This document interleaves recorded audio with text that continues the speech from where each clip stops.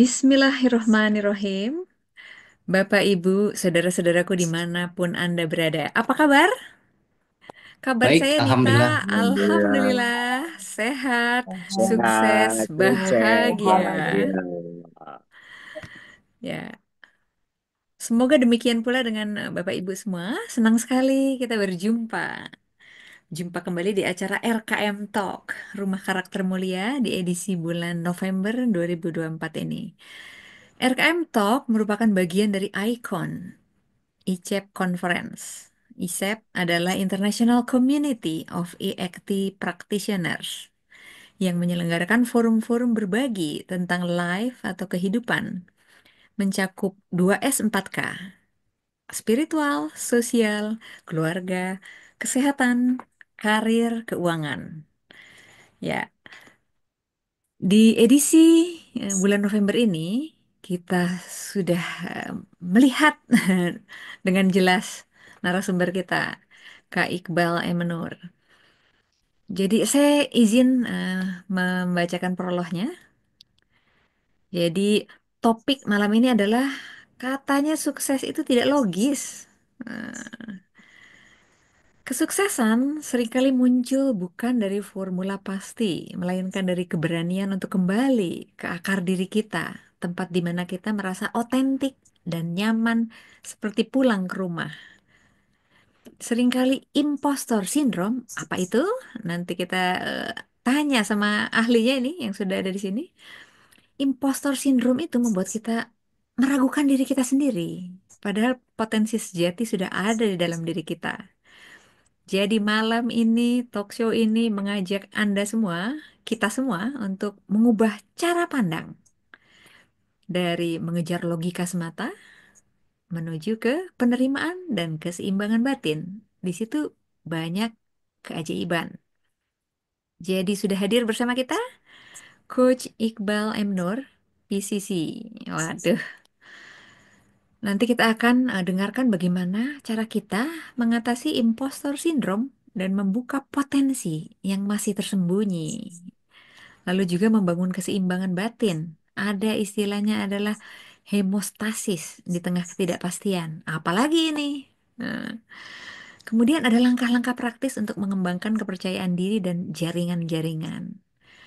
Ya, kembali kita ke versi terbaik diri adalah kunci yang sering tidak masuk akal, tapi nyata. Jadi, mari kita langsung sambut narasumber kita, eh, Kak Iqbal M. Nur. Silakan nanti untuk menceritakan sedikit latar belakang dan juga pengalaman dari Kak Iqbal. Ya, baik. Saya langsung persilakan Kak Iqbal M. Nur untuk memperkenalkan diri dulu, kemudian cerita sedikit pengalaman Ya, dan masuk ke materi. Silakan, Kak Iqbal. ya, alhamdulillah. Assalamualaikum warahmatullahi wabarakatuh. Waalaikumsalam Bapak-bapak, warahmatullahi ibu semua. wabarakatuh. Waalaikumsalam warahmatullahi wabarakatuh. Jadi ada orang yang tersesat di padang gurun, gitu kan? Ini ceritanya jangan dimasukin logika ya, karena logikanya pasti eh, dipertanyakan. Tapi alurnya aja. Ada orang jalan di padang gurun, begitu dia kehausan banget, tiba-tiba dia ketemu sama orang jual dasi. Udah kelihatan ya nggak logikanya ya? Oke. Terus kemudian dia bilang gini, Pak, ini eh, saya saya mau jual dasi ini. Si bapak bilang, saya punya duit, tapi yang saya butuhkan air, bukan dasi, gitu. Terus si si si tuang dasinya lanjut perjalanan. Akhirnya si bapak tadi lanjut juga perjalanannya, ketemu sama tukang jas, ya kan? Pak, saya jual jas. Dia bilang, saya punya duit, tapi saya lagi butuh air, bukan butuh jas. Oke, udah lewat kan gitu kan? Logis di padang rumput, di padang gurun gitu ya, haus. Tentu dia harus menggunakan duitnya dengan bijak. Itu logis gitu ya. Ya nggak logis, kenapa ada tukang dasi dan tukang jas di situ itu yang nggak logisnya kan ya. Terus dia jalan lagi ketemu sama tukang sepatu pantofel. Ya kan? Pak, ini branded murah kayak gitu. Beli Pak gitu. Bapak kan udah punya celana keren nih, gitu ya. Tinggal sepatu juga gini Pak gitu. Oh, saya butuhnya air, saya punya duit, tapi bukan untuk beli sepatu. Akhirnya di ujung jalan sana, ketemu dia sama orang yang penjaga oase. Terus dia bilang gini, Pak, saya punya duit, saya mau minum, saya boleh nggak bayar ini? Oh, ini oasenya gratis, Pak. Cuman yang minum di sini harus pakai dasi, jas sama sepatu pantofel. Gitu ya. Jadi kita kita oke, sekedar sekedar sekedar mau memberikan sebuah gambaran bahwa kadang-kadang kita ketemu hal-hal yang nggak kayak berhubungan. Saya latar belakang saya adalah fisika teknik, eh, fokusnya di nuklir, kemudian kerja di bidang corporate finance beberapa tahun, ya. Kemudian ketika saya usia 35, saya memutuskan untuk pensiun, ya, for retire, gitu ya, untuk freedom, gitu.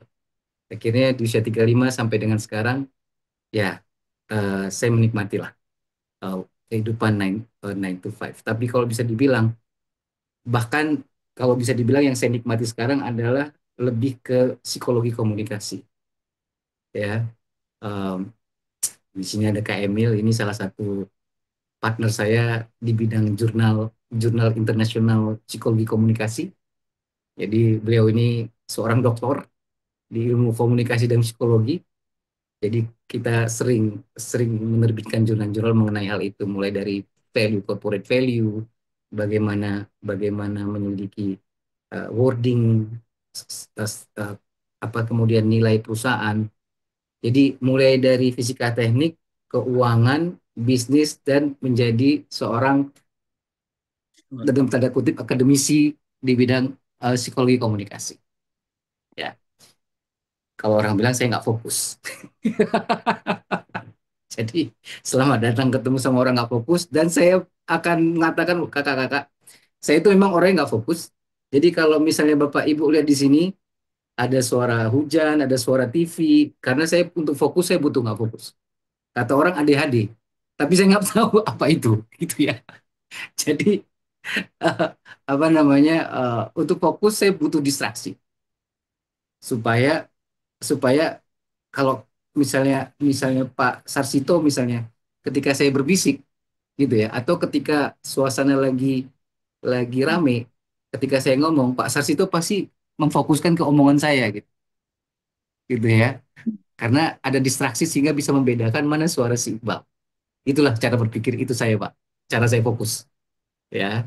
Logis nggak logis, karena nanti kita akan bahas bahwa eh, sukses itu tidak logis, ya. Sukses itu tidak logis, itu sebuah mindset, bukan sebuah kebenaran, ya, karena nggak ada yang benar, nggak ada yang salah, ya. Tapi hari ini kita akan talk show. Ini bukan seminar ya Kak Nita, ya. Jadi ini sebuah talk show di mana 15 tahun pengalaman saya atau berpuluh-puluh tahun pengalaman saya, silahkan abang kakak, kok abang kakak lagi, gara-gara kakak coaching itu manggilnya kakak, ya.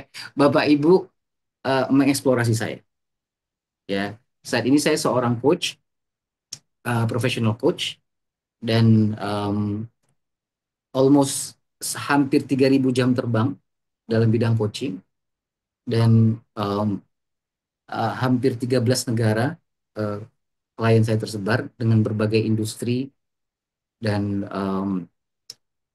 apalagi ya, saya bisa ceritakan bahwa saya menikmati profesi saya ini, gitu ya. Hari ini saya menumpang ruangannya Jenderal Colin Powell. Jadi ini bukan ruangan saya, ya. Ini ruangan si Jenderal, saya duduk di sini aja. So, itu perkenalan saya, Bapak Ibu, dan kita akan mulai dengan satu pertanyaan. Dan saya minta di sesi ini Bapak Ibu punya goal masing-masing. Ya, pertanyaan saya pertama, gitu ya. Mendengar kata sukses itu tidak logis. Apa kesan pertama dalam pikiran Bapak Ibu? Silahkan masukin ke chat. Entah itu harapan, entah itu sebuah pemikiran yang eh, apapun yang terbersih dalam pikiran Bapak Ibu, silakan tulis di chat box, ya. Selamat malam Kak Bu Sari, Bu Endah, Bu Puji, Bu Dewi, silakan. Apa harapan Bapak Ibu gitu ya? Ketika mendengar, bukan harapan, apa yang terbesit dalam pikiran Bapak Ibu ketika mendengar sukses itu nggak logis?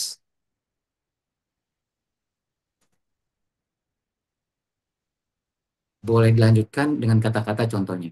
Kalau sukses itu nggak logis, titik, titik, titik, titik. Oke, silakan. Wis,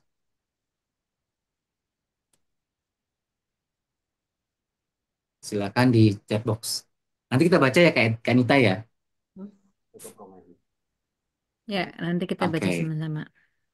asik. Ini pasti yang logis itu seperti apa dong? Wih, itu tajam itu kan. Jangan-jangan nggak ada itu tuh. Ini dia. Aduh. Kalau dalam persilatan sesama ilmu jangan ngadu nih, Pak.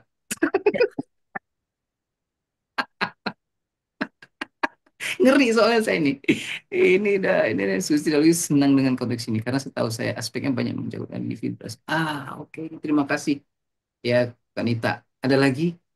Apa yang terbersit? Jujur aja. Apa yang terbersit eh, ketika kita dengar bahwa sukses itu tidak logis? Sukses Oke, itu banyak terkait ke emosi barangkali. ya, boleh. Siapa di sini yang inilah yang bisa kita ini? Oke, kayaknya yang lainnya lagi Ya, melogiskan apa baik. itu, Ya, apa lo, apa itu sukses itu tidak logis semoga gitu ya? eh, ibu yang lain bisa eh, type di kolom chat supaya Ya, suasana oke. lebih meriah. Ya, Oke. Silakan. Oke, dengan eh, saya pikir semuanya lagi melogiskan apa itu sukses itu tidak logis, ya. Dan saya persilahkan nih, Kak Nita sebagai primary ini ya, primary yang memandu talk show. Tapi boleh ya Kak Nita ya, kita mengundang teman-teman di sini untuk jadi bertanya langsung dan lain-lain. Boleh ya Kak ya, Kak Nita ya, izin ya. kan, silakan. Sudah ada lagi dari Kak Dewi. Sukses itu di luar akal. Nurul. Oke. Boleh, Namanya Dewi. Oke ya. boleh Oke. silahkan untuk apa namanya? Unmute Unmute. untuk berbagi. Oke. Sip. Ibu Emilia, optimisnya seperti apa? Eh, Oke. Ada lagi Tunggu yang dulu. lainnya? Boleh, silahkan. Bu Emilia nggak optimis. Oh, optimis. Oke. Jadi itu yang terbersih dalam pikirannya ketika dibilang logis, sukses itu tidak logis. Jadi optimis beliau gara-gara itu. Kanita.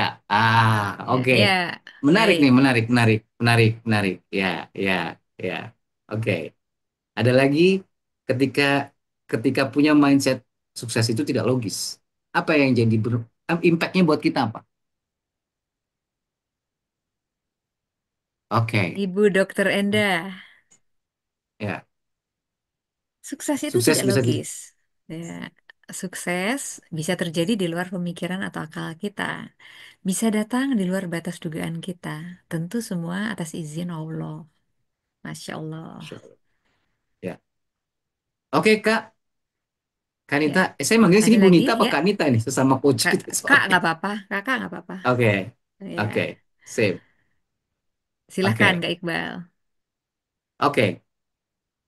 Saya bawa tema ini memang sukses itu tidak logis karena itu mindset saya, ya, itu mindset saya. Artinya, kenapa itu saya pilih jadi mindset saya? Karena itu lebih efektif buat saya, ya. Dan em, dan apa yang kita jadikan talk show di sini adalah bukan murni dari saya ya, Bapak Ibu. Ini adalah berdasarkan perjalanan saya dengan hampir 3.000 jam coaching, di mana saya banyak mendapatkan insight-insight dari klien-klien saya. Jadi justru di sini saya adalah menyuarakan apa yang menjadi insight mereka yang saya juga pelajari. Dan kebanyakan klien-klien saya di berbagai belahan dunia adalah orang-orang yang menurut saya kategorinya sukses. Gitu. Ya, Menarik sekali karena ya. Ternyata jadi observasi dari apa yang dilihat dari klien-klien ya Kak. iya, benar. Ya. Karena kalau mereka kenapa kenapa saya masukkan mereka dalam orang-orang yang sukses karena memang secara posisi, secara secara mereka berpikir, kemudian biasanya coaching itu adalah orang yang ingin melihat blind spotnya dia, bukan tentang menambah ilmu, bukan tentang sesuatu yang sifatnya bermasalah, tapi dia ingin melihat blind spotnya dan bisa melihat perspektif lain. Ya, itu tentang coaching gitu. Jadi bisa bisa saya bisa melihat bagaimana mereka berproses berpikir dan apa aja mindset-mindset yang mereka punya. Ya, jadi saya mudah-mudahan yang hadir saat ini, Bismillah gitu ya, dapat maksimal dapat rangkuman 3.000 jam kalau waktunya cukup dari orang-orang yang luar biasa menurut saya. Ya, luar biasa. Saya akan cerita setiap setiap setiap poin yang mungkin saya beri, saya akan kasih siapa yang ngasih.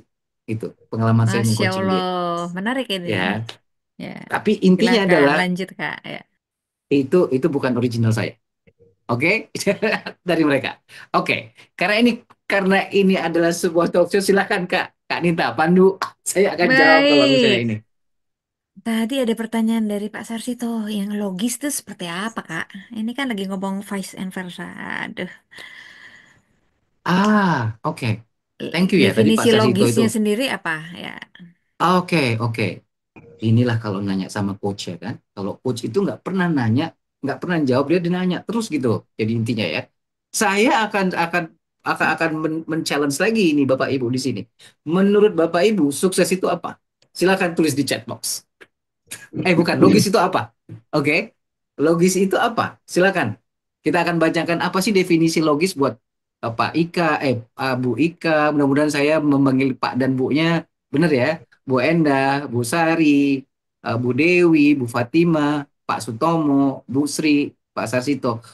Logis itu definisinya apa buat Bapak Ibu? Dan semua nggak ada salah, semua nggak ada benar.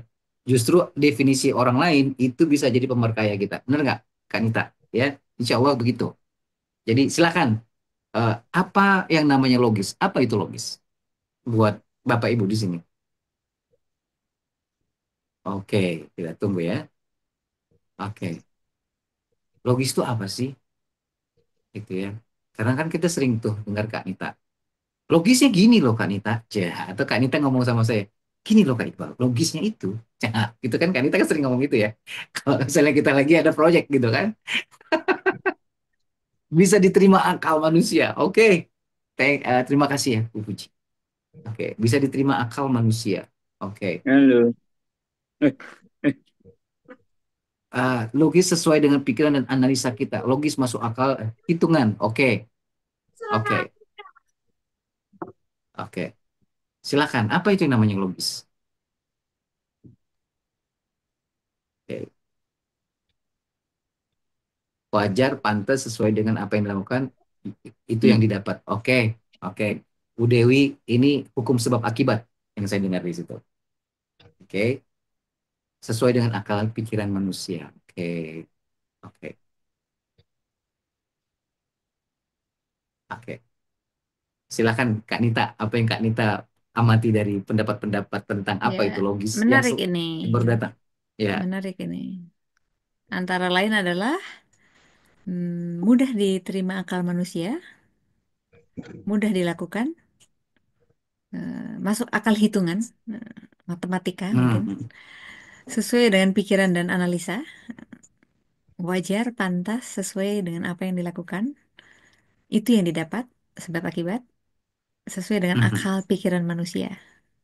Antara lain itu, Kak. Ya, Oke. Jadi enggak semuanya benar ya, Kak Nita ya.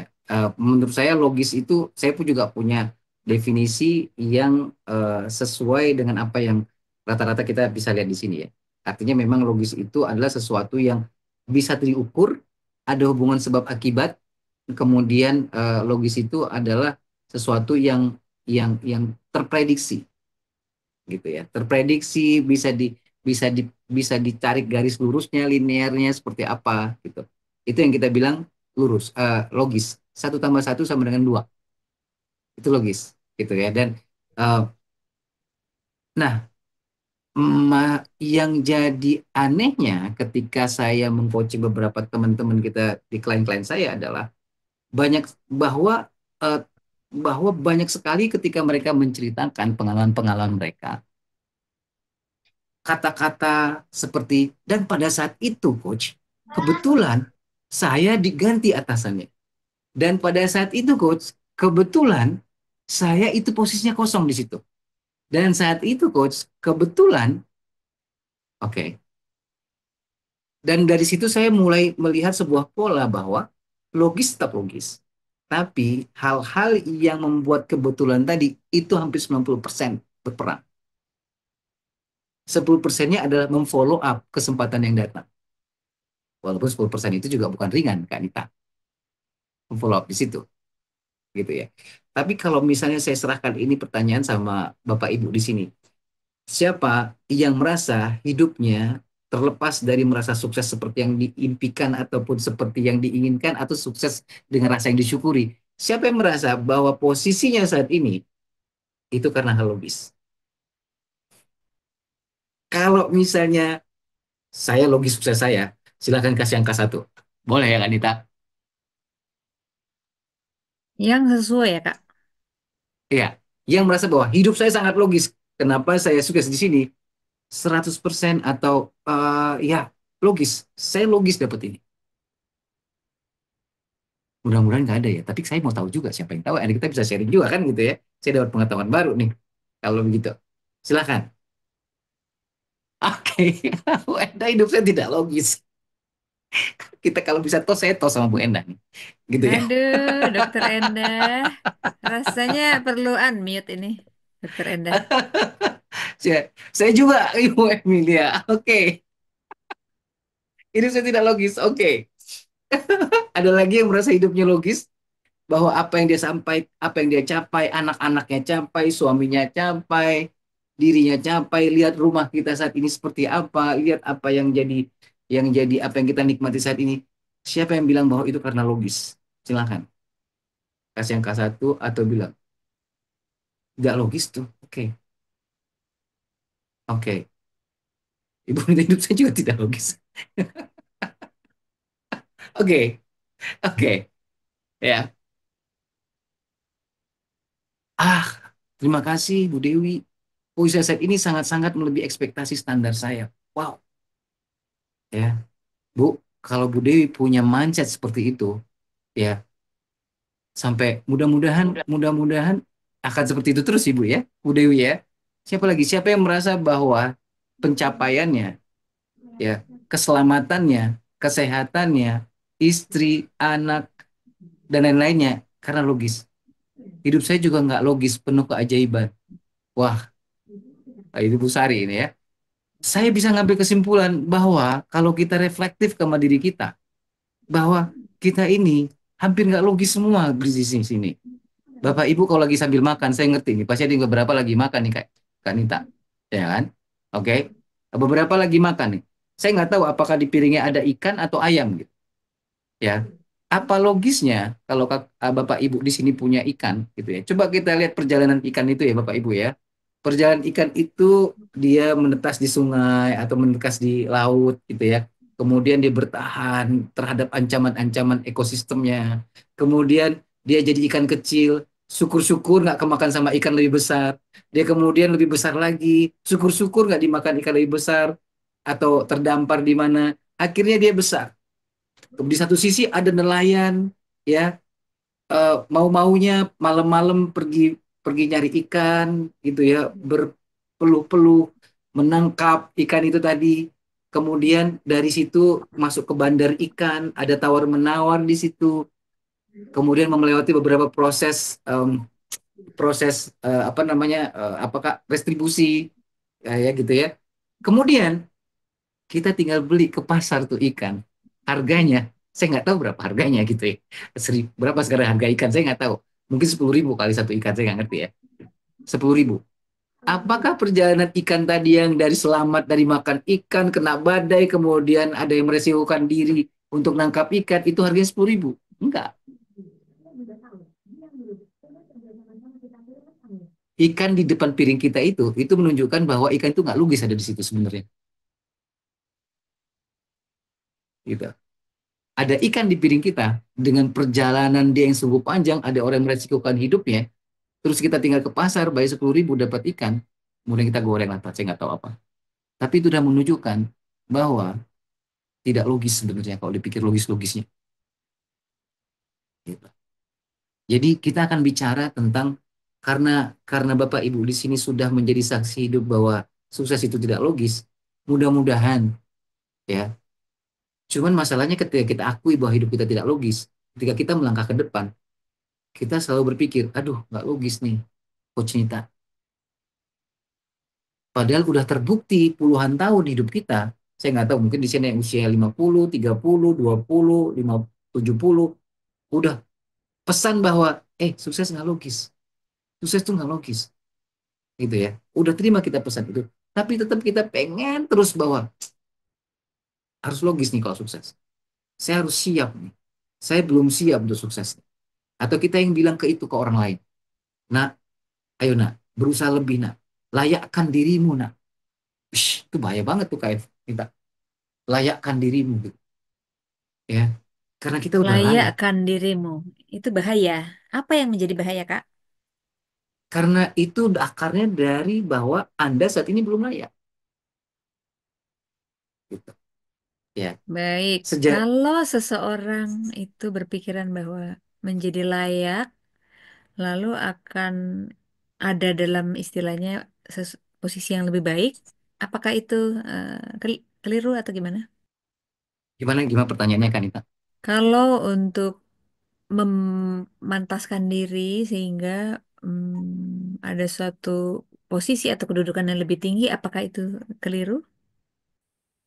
Intinya adalah kalau kita memelayakkan diri dalam dalam tapi preferensi kita adalah karena kita belum layak. Itu berbeda ketika itu bilang, saya ingin menumbuhkan diri saya. Itu beda.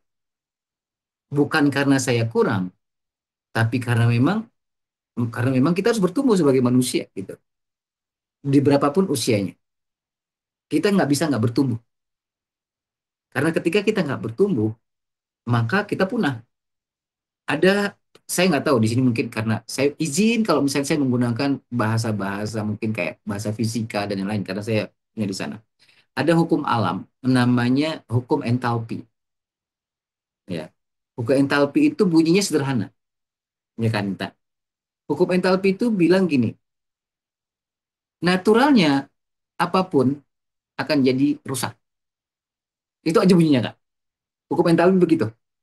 Maka untuk berada di keadaan yang sama perlu effort. Untuk berada di keadaan yang sama itu butuh effort, gitu ya. Kak Nita bisa bayangkan hukum entalpi itu kayak eskalator turun, ya Kak Nita ya. Kak Nita itu untuk tetap di tempat, kecepatan Kak Nita harus sama dengan kecepatan elevator itu turun. Benar nggak Kak Nita? Untuk sekedar di tempat, Ya, betul. benar ya? Mempertahankan Betul ya? situ ya kan? Dipertahankan situ aja. Ya. Oke, masalahnya dunia ini Kak, elevatornya kecepatannya makin tinggi. Untuk tepat di tempat, kita harus makin cepat. Oke, itu logisnya kan. Oke, artinya Kak Nita bahwa kalau misalnya kita ingin lebih lebih cepat, kita ingin bertumbuh bukan karena berdasarkan kita takut turun atau kita merasa kita belum cukup, tapi karena memang harus bertumbuh. Di usia apapun kita berada di elevator itu, ya. Jadi eh, intinya adalah ketika kita bilang bahwa sadari mindset kita itu apa, dari mana asalnya? Apa asalnya dari rasa kekurangan? Apa dari asalnya adalah keinginan untuk bertumbuh, keinginan untuk tahu lebih banyak, keinginan untuk untuk apa ya, untuk membuat diri kita lebih paham, bisa membaca, mengikro lingkungan lebih baik, gitu ya. Tapi kalau preferensi kita bahwa, ayo nak, kamu harus jadikan diri kamu layak. Ayah lihat kamu kayak gini, nggak mungkin lah kamu lulus nih. Jadikan diri kamu layak. sebenarnya pesan kita ke di beliau adalah kalau Pak Warsit Sarsito bilang energi, energi negatif Kak. Energi negatif, tapi yang namanya intentionnya itu bagus. Itu yang disebut sama sama ahli corporate namanya accidentally diminisher. Accidentally diminisher itu adalah niat bagus, tapi ujung-ujungnya mendowngrade orang. Karena yang ditanamkan ke dalam diri dia adalah kekurangan. Gitu. Oke, jadi itu ya Kanita ya. Kalau saya yang pertama ya, saya akan boleh saya coret-coret ya Kanita ya. Kalau nanti saya perlu coret-coret di layar, saya tampilkan screen saya untuk coret-coret boleh ya Kanita ya. Oke, apalagi pertanyaan Kanita? Saya sih sebagai narasumber talk show pasrah dengan pertanyaan. Abang, ibu bapak yang lainnya silahkan ya. Kalau mau nanya, eh, silahkan.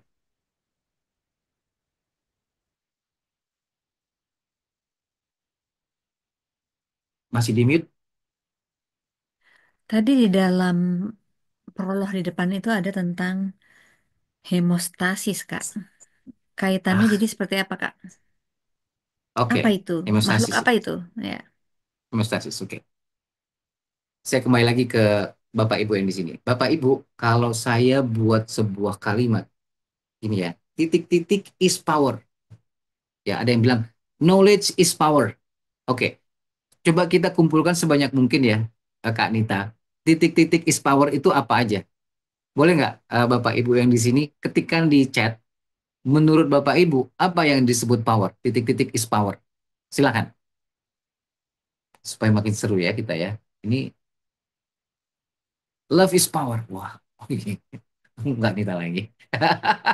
Thank you Kak Nita. Ya, love is power. Right.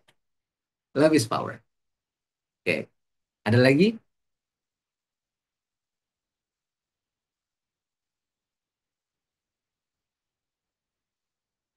Apa lagi yang disebut power?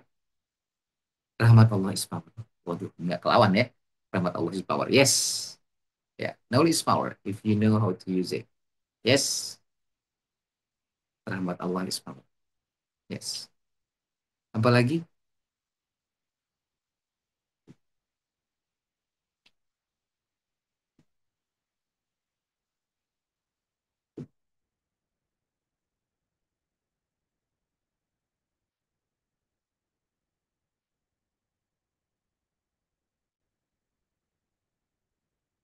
Ahlak baik is power. Yes. Oke. Wah, saya dapat banyak hal di sini Kak. Kak Nita. Hal-hal baru gitu. Ahlak baik is power. Anger is also power in different side. Thank you. Oke. Ini sepertinya yang hadir di sini logikanya pakai semua kayaknya ya. Mikir, mikir, mikir, mikir. Ayo dong, Bapak Ibu. Belief is power. Oh, yes, yes, yes, yes. Yes, yes. Thank you, Bu Sari. Apalagi yang disebut power? Kembali ke diri Anda aja. Apa yang jadi power Anda? Gitu. Apa yang jadi power? Kerasa ke diri kita, power kita ini loh. Kalau saya mungkin kalau dibilang power, mungkin listening is power. Apalagi?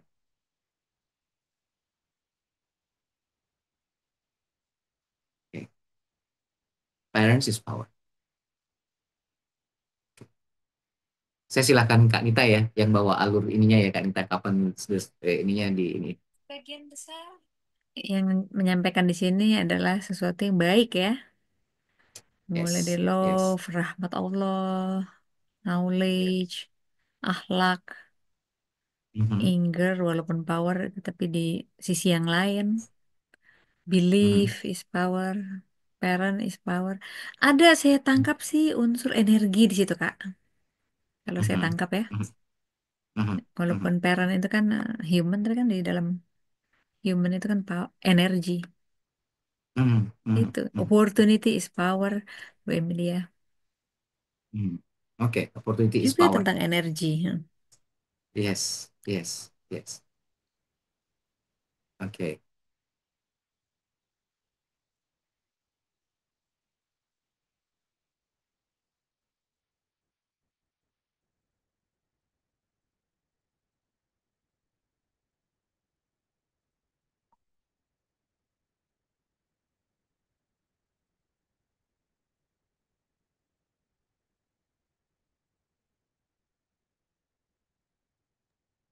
Bagaimana kaitannya hemostasis itu dengan energi dan power, Kak? Oke. Ya, Cukup ya, Kanita ya. Oke, kelihatannya ya sudah. sip, cukup ya. Oke, sip. Tapi saya terima kasih atas partisipasinya. Dan memang kalau misalnya yang namanya ilmu itu pasti hubungan sama energi. Ya, ilmu, hidayah, insight itu sama dengan energi. Ya, Eh, bisnis, ya, apa namanya pemahaman-pemahaman kita itu pasti dari cara kita ngelola energi dan mengelola energi ekosistem kita. Jadi saya minta nih sama Bapak Ibu di sini, ayo tinggiin lagi energinya. Jangan kalau bisa 1 jam ini adalah 1 jam yang paling berharga buat kita, buat Bapak Ibu di sini. Ya, karena source yang paling berharga itu waktu. Ya, uang hilang masih bisa hilang, bener nggak? Bisa dicari, itu bener kan Ita ya. Tapi waktu jangan sia-siain sama sekali. Mindset kita tentang waktu itu menentukan seberapa level kepuasan hidup kita, gitu ya. Salah satu yang tidak logisnya di situ. Ya, jadi ayo Bapak Ibu kita naikin energinya lagi, ya. Supaya kita bisa bisa bisa dapat manfaat, gitu ya. Oke, memang benar nih, eh Kanita, gitu ya, bahwa yang namanya knowledge is power, opportunity is power, rahmat Allah is power, gitu ya. Tapi ada satu power yang menentukan apakah kita bisa melihat opportunity apa enggak. Apakah kita mendapatkan rahmat, karena rahmat Allah itu bukan sesuatu yang sifatnya diterima. Rahmat Allah selalu ada, ya, nggak diminta pun selalu ada dia. Tapi apa yang membatasi itu masuk ke kita? Power apa yang membuat dia terhambat? Power apa yang membuat itu menjadi terbuka? Ya, knowledge is power. Tapi apa yang membuat knowledge jadi action? Apa yang mengekang kita sehingga bisa mengaplikasikan apa yang kita tahu? Tahu sih, gitu ya. Oke, apa? Itu yang saya bilang tadi. Kita mau bahas yang Kak Nita tadi bilang bahwa itu tentang namanya ada hemostasis. Hemostasis. Hemostasis. Hemostasis ini kalau dokter biasanya tahu nih. Tadi siapa yang dokter di sini? Kak Nita? Siapa Kak? Saya Kak Akmal. Dokter Enda. Oh ya, Kak Enda. Dokter Enda. Dokter Enda pasti paham ya sedikit tentang hemostasis ya, Dokter Enda ya. Ya, keseimbangan di dalam tubuh kita ya, di Hmm, mana semua proses di dalam tubuh kita terjadi keseimbangan baik dari sistem hormonal, sistem apa kardiovaskuler tuh aliran darah, kemudian yes. sistem pernafasan, semua sistem-sistem di dalam tubuh kita berjalan dengan baik dan seimbang. Itu yang disebut sebagai hemostasis. Oke. Artinya tubuh kita punya standar tertentu untuk dia sebut bahwa ini yang namanya seimbang. Begitu kayak Iya, Bu Endah ya. iya, Artinya ketika ada kuman masuk, ada luka, sel darah putih keluar lebih banyak dari sebelumnya, itu karena ada hemostasis itu pengen iya, mengembalikan ke tempat semula. Bener ya, Bu Endah ya? betul, betul. Oke. Nah, eh, kalau kalau dalam definisi bahwa itu seimbang, sebenarnya kalau dalam kata lain, kenapa jadi kekuatan? Karena sebenarnya begitu dia definisikan bahwa inilah yang namanya seimbang, maka hemostasis adalah kekuatan untuk tidak berubah, gitu kan Nita? Kekuatan untuk tidak berubah. Ini sudah saya definisikan, beginilah cara kita kerja. Inilah yang saya kenal tentang diri Anda. Inilah kita, ya. Dan kalau misalnya ada perubahan, homeostasis itu akan mengeluarkan segala cara, gitu ya, untuk kita kembali ke keseimbangan. Ini akan jadi teman baik kalau misalnya apa yang kita lakukan, apa yang kita yakini, apa yang kita buat itu adalah hal positif. Kalau misalnya eh, Bu Endah punya kebiasaan misalnya, eh, saya nggak tahu ya, tapi mudah-mudahan misalnya ibadah tertentu gitu, ritual tertentu dalam agamanya Bu Endah, misalnya bangun malam, tahajud dan yang lain contohnya. Ketika itu jadi sesuatu yang sudah jadi homeostasis levelnya, dia akan terbangun terus di jam itu. Contoh, ketika itu nggak dilakukan, nggak enak perasaannya, gitu ya, karena ingin dikembalikan ke tempat semula. Tapi kalau misalnya apa yang kita percayai, apa yang kita lakukan itu adalah sesuatu yang kita rasa nggak efektif, ngerubahnya juga susah, Kak Nita, gitu ya. Karena dia definisikan bahwa apapun yang baru, entah itu baik ataupun buruk, itu ancaman. Maka semiostasis itu berupaya supaya kita kembali ke tahap semula. Makanya ada orang yang coba diet, Kak Kanita, diet supaya kurus gitu ya, atau dia mencoba mencoba untuk olahraga rutin gitu. Hal pertama yang dia hadapi adalah homeostasisnya, gitu ya. Dia diet, kita puasa misalnya, puasa berbuka, habis itu di ujungnya kita balas dendam, nggak? Yang makan itu sebenarnya homeostasis, Kak, sebenarnya.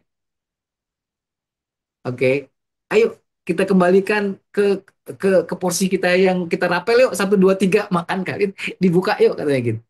Jadi homeostasis itu adalah sesuatu, kalau dalam psikologi kita kita masukin ke sini ya gitu ya. Ini saya sebut homeostasis gitu ya. Bahwa ke kemampuan itu atau kemampuan kita untuk mempertahankan diri kita, entah itu baik atau buruk. Nah, jadi homeostasis ini dia, kalau dalam apa yang kita bicarakan saat ini, dia itu bukan delusional, bukan fantasi, bukan, Kak. Kalau kita bilang, ah kamu susah berubah, ah kamu excuse aja. Kalau ketika orang berubah, enggak, ah kamu excuse. Bukan, Kak. Ya, karena hemostasis itu mengembalikan kita ke posisi awal dengan fakta. Itu seremnya. Ya. Yang pertama, dia ambil secara historical. Dia ambil dari masa lalu. Kak Nita kan orang kita orangnya begini, Kak Nita. Oke, kita kan begini orangnya. Maka tetap aja gini. Eh, hal yang kalau saya kasih metafora itu, ya, hemostasis itu kayak emak-emak kan Nita. Kayak emak-emak gitu ya. Eh, emak-emak itu suka bilang gini nih, ya, istri saya bilang gini, udahlah beb gitu ya. Suami istri saya panggil beb. Oke ya, udahlah beb, nggak usah yang aneh-aneh. Udahlah beb, nggak usah yang aneh-aneh. Mau cari jalur baru, ngapain sih? Ilik jalur ini. Itu kan jalurnya rusak. Yang katanya yang ini baru bagus. Udahlah beb, nggak usah aneh-aneh. Kerjain aja apa yang dikenal. Kan kemarin kita udah tahu jalan ini, gitu ya. Jadi yang pertama, hemostasis itu menarik kita ke kondisi kita sekarang. Apapun yang kita impikan adalah dengan cara melihat historical. Yang kedua, yang dilakukan adalah dengan cara yang kita sebut filterisasi. Jadi kalau misalnya Kanita dan Bapak Ibu di sini pernah ngeliat kartu tuh, kartu hologram, kalau dipandang dari kiri gambarnya ini, kalau dari kanan gambarnya ini gitu. Pernah ya? Oke. Mana yang salah dari gambar itu? Nggak ada kan? Dua-duanya benar. Oke. Maka hemostasis kita akan mengarahkan kita untuk memandang ke sisi yang mendukung untuk kembali ke diri kita. Oke. Kemudian kalau historical nggak cukup dia untuk membuat kita kembali gitu ya. Kemudian filterisasi juga nggak cukup. Maka yang dilakukan sama si hemostasis, dia create fakta baru. Ngeri nggak, Kak? Dia create fakta baru untuk menegaskan bahwa kita si itu, bukan yang kamu pengen ingin rubah. Caranya gimana? Ya dia nunggu kita bosen, dia nunggu kita nyerah, dia nunggu kita mempertanyakan ulang, dia create fakta baru, kemudian dia masukin lagi ke historical. Jadi kalau saya ketemu sama klien-klien saya, karena kita udah tahu tentang hemostasis, maka di sesi berikutnya ketika dia udah punya action plan, saya mau melakukan ini, coach. Saya akan kumpulin para board direction apa semua, saya mau melakukan ini. Saya akan bicara ini. Ya. Pertama kali pertanyaan saya sama mereka pada saat sesi berikutnya adalah, saya bilang gini, fakta apa yang ditunjukin sama hemostasis sama Anda? Oh iya bener coach, waktu itu saya jadi sibuk banget, tiba-tiba pekerjaan jadi numpuk, tiba-tiba tiba-tiba saya nggak enak badan, tiba-tiba saya harus ini. Oke, jadi ketika kita mau berubah, ini pertama kali ya kita kita bicara tentang sukses itu tidak logis, ya, adalah kita tahu musuh kita untuk kita sukses itu adalah diri kita sendiri, namanya homeostasis. Ya. Karena kita udah percaya banget siapa diri kita saat ini. Saya pengen ngadain sebuah permainan Kak, tapi saya pengennya semuanya aktif, kalau nggak garing. Itu salah satu homeostasis saya. Ya, emangnya kalau cuma satu orang emang nggak seru, seru-seru aja, gitu kan? Oke, oke ya Kak, ya. Kak Nita ya. Jadi pertama kali kalau kita ingin tahu bahwa saya ingin mencapai maksimum potensi saya, ketahui bahwa potensi saat kita ini, entah itu yang kita gunakan rendah atau tinggi, itu sudah diakui, sudah dicap sama hemostasis itu kita. Oke? Itu yang pertama. Sehingga nanti kalau Bapak Ibu ketika melakukan perjalanan yang ingin merubah diri kita jadi lebih baik dalam definisi masing-masing, maka ketahui lawannya adalah hemostasis.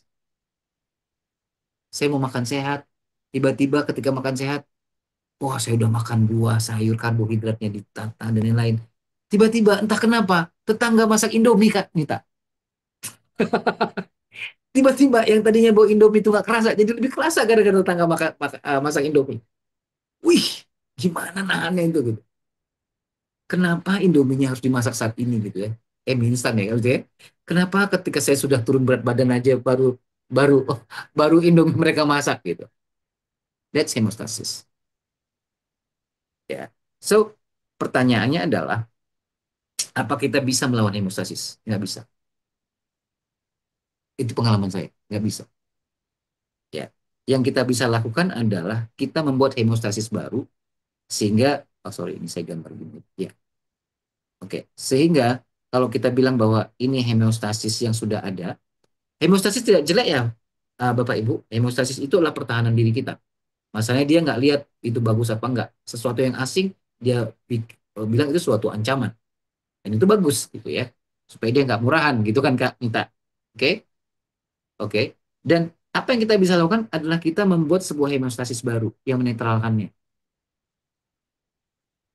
Gitu. Ya. Ternyata membuat hemostasis itu gampang Kak Nita. Ya. Karena hemostasis dia nggak tahu apakah ini sesuatu yang eh, dia nggak tahu apakah ini sesuatu yang besar atau kecil, apakah ini berat atau ringan. Dia nggak tahu. Dia cuma tahu pola. Oke, dia cuma tahu pola. Jadi kalau misalnya Kak Nita bilang gini, Kak Nita tulis nih dalam buku jurnal Kak Nita, besok, saya setiap hari akan olahraga jalan 1 menit per hari. Oke, kita lihat polanya Kak ya. Tulis, lakukan, terjadi. Oke, itu kan ininya ya. Oke, Kak, kalau Kak Nita buat saya setiap hari, insya Allah bisa masukkan di situ. Ya. Eh, olahraga 1 menit per hari. Maka yang diterima sama homeostasis tadi adalah kita itu ya ternyata apa yang kita tulis kita lakukan ya, gitu. Makanya kalau buat hal-hal oh gini, mendingan hal-hal kecil yang konsisten Kak, ketimbang mau berubah langsung hal besar. Karena yang kita lakukan adalah kita membuat homeostasis yang baru tentang diri kita. Saya mau beribadah kecil aja, tulis, lakukan, konsisten. gitu ya. Akan dia terima bukan apa yang kita kerjakan, dia akan kemana-mana Kak. Pokoknya yang namanya Kanita itu polanya dia tulis, dia lakukan, dia kerjakan. Suatu hari ketika hemostasis kakak itu udah kebentuk nih, begitu kakak bilang bahwa saya mau maraton, kakak tulis kejadian kan. Saya nggak tahu berapa lama, tapi dia menerima pola itu, gitu. Ya, jadi kalau misalnya kita bilang, "Eh, apakah ini logis?" Ya nggak juga. Tapi memang terjadi bahwa pikiran kita itu menerima pola. Makanya lakukan hal-hal kecil yang kontinu. Ketimbang hal-hal besar yang kemudian jadi alat semiostasis untuk create fakta baru. Oke? Itu ya Kak Nita ya. Itu yang kita ini. Oke? Itu homeostasis. Nah, ada nggak yang mau nanya tentang ini atau Kak Nita ada yang Kak Nita pengen tanyakan? Silakan Kak Nita. Izin Kak Nita. Oh ya, silakan. Enda, silakan. Kak Iqbal, Iya, iya, Bu eh, Enda. saya terkait dengan hemostasis ini kan tadi kekuatan untuk mudah-mudahan saya Tidak tidak berubah. ini ya, tolong dikoreksi kalau ini. Iya, Bagaimana iya, kekuatan untuk tidak berubah ya, baik itu iya, eh, lingkupnya baik maupun buruk gitu. Nah, iya. apa kaitannya dengan limiting belief? Jadi misalnya Yes. tadi kita mau diet, tapi kita nggak bisa-bisa diet gitu ya, karena Hmm, itu kan melawan hemostasis ya. Tapi di satu betul. sisi kan kita ada apa yang disebut sebagai limiting belief. Jadi, oh saya nggak bisa diet ya karena apa ya? eh ya udah tubuh saya emang apa namanya? eh saya kalau udah diet paling cuma bertahan 3 bulan, udah gitu pasti saya bosan gitu ya. Jadi dia Oke, dari awal sudah punya semacam punya belief bahwa saya akan cuma tahan 3 bulan aja gitu. Itu apa kaitannya limiting belief dengan hemostasis yang tadi Kak Iqbal sampaikan? oke. Limiting belief itu adalah salah satu alatnya hemostasis untuk mempertahankan dirinya, Kak. Bu. Itu yang pendapat saya ya. Ya, Oke, oke, oke. adalah Oh, jadi hemostasis itu sendiri sangat luas ya. Berarti salah sangat satunya adalah luas. limiting belief. Salah satunya limiting belief. Oke, Intentionnya baik, karena mau tubuh diet. dia, iya, intinya adalah Hmm, mempertahankan keseimbangan seperti kata Bu Enda tadi, ya kan? ya, ya. Yang Hmm, gitu aja dia. Limiting belief itu adalah salah satu tools si hemostasis untuk melindungi diri kita, hmm, hmm. gitu ya. Kan gitu. Jadi itu salah satu toolsnya dia, ya Bu Enda ya. Salah satu toolsnya dia. Oke, salah satu Oke. tools tubuh kita ya. Tubuh ini kan berarti Salah, semua ya, kes, kes, baik pikiran maupun fisik kita ya, emosi dan yes, sebagainya. Full ya, berarti yes, semuanya, mind, body, soul ya. betul, betul. Oke, Kenapa saya, berarti kenapa saya, kenapa kita memberikan, kenapa kita bicarakan tentang ini, Bu Enda? Supaya ada dalam psikologi, kalau Bu Enda juga tahu bahwa you name it, you tame it. Kalau Anda bisa mengkotakkannya dalam sebuah label, Anda akan kenal dia. Benar nggak, Bu Enda? Ada kayak gitu dalam itu, psikologi. iya, iya, Oke, pernah dengar. Hmm, sehingga, ya kan, name it to hmm, tame it, kan gitu ya, intinya ya. Kenali, kasih nama supaya Anda kenal. Jangan dia musuh yang kita nggak kenal atau teman yang kita nggak kenal. Sehingga kita nggak bisa mengkotaknya. Ketika kita diet, kita, homeostasis gua nih yang kerja. Itu lebih nyaman gitu, Bu Endah. Bener ya? Menurut saya mudah-mudahan. mohon diulang. Diet itu, Misalnya tiba-tiba kita diet nih. Kita itu nah diet, kita, tiba-tiba, hmm, karena kita udah tahu itu namanya homeostasis, maka kita bisa mhm, name it to tame it tadi kan. Eh, oke. homeostasis gua ini. Gitu, ngajak balik dia, nggak nyaman dianya karena kita udah melabelkannya, ketimbang kita merasa dia sesuatu kekuatan yang kita nggak bisa memasukkan dalam sebuah label. Itu loh sebenarnya Bu Enda, kegunaan hemostasis ini, kenapa kita perlu kenal gitu. Jadi kalau kita mengenal, eh, contohnya diet ya, contohnya diet. Hmm. Kita kan Ya, begitu kita diet itu eh, banyak sekali yang terjadi perubahan di dalam diri kita ya. Jadi yes. tadinya makan A, B, C, katakanlah Mhm. 20 item biasa kita makan. Terus karena kondisi kita tertentu, maka kita hanya boleh makan 10 gitu ya. Berarti kan itu Mhm. terjadi perubahan kan, terjadi goncangan dari sisi emosi, fisiknya juga kan gitu. Jadi emosinya Mhm. ya tadinya aku boleh makan 10 jadi 10 nih kan, jadi ada rasa sedih, ada rasa apa gitu ya. Dari sisi fisik, Mhm. dari sisi fisik kan juga terjadi perubahan kan. Aduh, Yes. tadi misalnya mie itu enak banget, itu di lidahku enak banget, itu bisa pesimis dan ini. Tapi aku nggak bisa makan ya, cuma makan yang dikukus-kukus aja gitu ya. Itu kan Ya, seperti itu kan konkretnya, contoh-contohnya kita jadi perubahan di dalam hidup kita ya. Nah itu betul. eh kalau kita belajar dari sisi emosi, di Ya. di satu sisi kita juga memperbaiki tadi limiting belief kita bahwa bahwa diet itu eh, mudah gitu. Diet itu menyenangkan gitu kan. Seperti itu. Mhm. Nah, Oke. yang kalau Oke. terjadi kalau selama terjadi perubahan-perubahan itu, kita kan berusaha menyeimbangkan, ya Kak. Ya. Artinya Ya. usaha-usaha yang kita lakukan itu adalah ya kita menyeimbangkan limiting belief-nya kita rilis ya kan. Kemudian ya kita juga belajar, oh ternyata makanan ini bi- apa namanya, kalau saya masak ini yang tadi cuma 10 macam gitu ya. Ternyata kalau saya masak ini, oh ternyata bisa enak kok.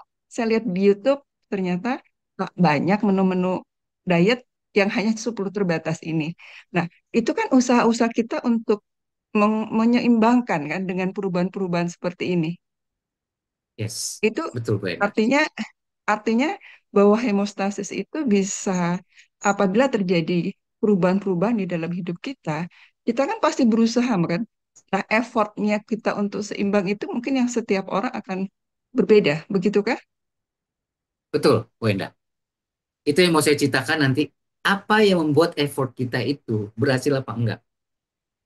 Ya, artinya Aha, ya. hemostasis ini apa sih fungsinya hemostasis ini? Saya masih sebenarnya ini masih awal-awal banget Kak. Nita, ya kan? Iya, Jadi hemostasis ini itu dia cuma satu, dia konservasi energi, ya. Artinya dia yes, preference, dia konservasi energi. ya, Dia betul. Mhm, dia itu eh, dia nggak mau buang-buang energi karena energi itu terbatas. Ya, ketika tadi setuju. eh, ketika saya bilang sama istri, Beb, yuk kita itu yuk kita kita cari lewatin jalan itu. Udahlah ya, nggak usah yang aneh-aneh. Udahlah, Beb, nggak usah yang aneh-aneh. Kenapa? Karena dia takut di sana nanti kesasar, emang bensin kita cukup. Nanti kalau misalnya lewat sana ternyata tiba jalannya nggak enak, emang emosi kita nggak, kebahagiaan kita tadi baru makan sate Padang akan terganggu nggak kalau lewat jalan yang baru? Jadi lebih makan energi nggak? Oke. Jadi kemampuan kita menata hemostasis kita itu tergantung seberapa bisa kita memelihara, meningkatkan, menggaining energi. Saya selalu bilang, saya kemarin ditanya gitu ya sama, ya lah, salah satu orang terkaya lah di Indonesia gitu ya. Dia bilang gitu, Bal, apa bedanya lu lagi nggak punya duit sama lu punya duit? Ya kan? Apa ya? Gue bilang gitu kan. Ya paling saya lebih beli gadget agak aneh-aneh lebih banyak gitu gitu kan. Bukan gitu bang, kata gitu kan. Oke, ini sekarang saya konversi ke cerita saya ya. Kalau kita punya uang 100 juta, jangan deh, yang 100 juta, ya, itu demonstrasinya. Kita punya uang 5 juta, sama kita punya uang 50 juta, bedanya apa? Bedanya, kalau misalnya kita beli barang harganya 1 juta, salah beli kanitanya, beli lipstick kanita, harganya 1 juta, salah beli kak. Wih, rasanya gimana tuh kan? Rasanya penghasilan sebulan ini misalnya 5 juta, gitu ya. Salah beli 1 juta. Bayangkan kalau penghasilan kita 50 juta, salah beli 1 juta. Apa artinya? Telur, telur ya. Toleransi error kita lebih gede ketika energi kita gede. Sama kayak uang. Room for error kita gede. Kita berani ngambil resiko. Ketika kita punya energi lebih tinggi, kita punya uang lebih banyak. Ya. Beda kalau salah beli ketika kita punya uang 50 juta per bulan sama ketika punya uang cuma 5 juta per bulan. Salah beli 1 juta, itu beda. Ngabisin energinya. Homeostasis itu dia selalu berpikir bahwa, Kanita, pelihara energi lu. Jangan buat error. Sudahlah, lakukan aja lah apa yang sudah dikenal. Karena kita udah tahu, konsumsi energi lu, kalau misalnya lakukan ini, cuman segini. Jadi, kalau misalnya tadi Bu Enda, gimana ya kita? Pertama, saya udah kasih tahu rahasianya adalah bangun kebiasaan kecil, pola yang baru, yang konsisten. Maka pola ini bisa dipakai ke seluruh kehidupan kita. Oke? Yang kedua, pastikan energi kita tinggi. Entah itu, Kak, saya selalu ditantang gitu sama para itu kan, uh, coach, apa satu tombol kalau saya tekan seluruh hidup saya selesai. Maksudnya selesai itu masalah saya jadi lebih ringan gitu. Kalau ada satu tombol, gitu kan? Saya bilang cuma satu.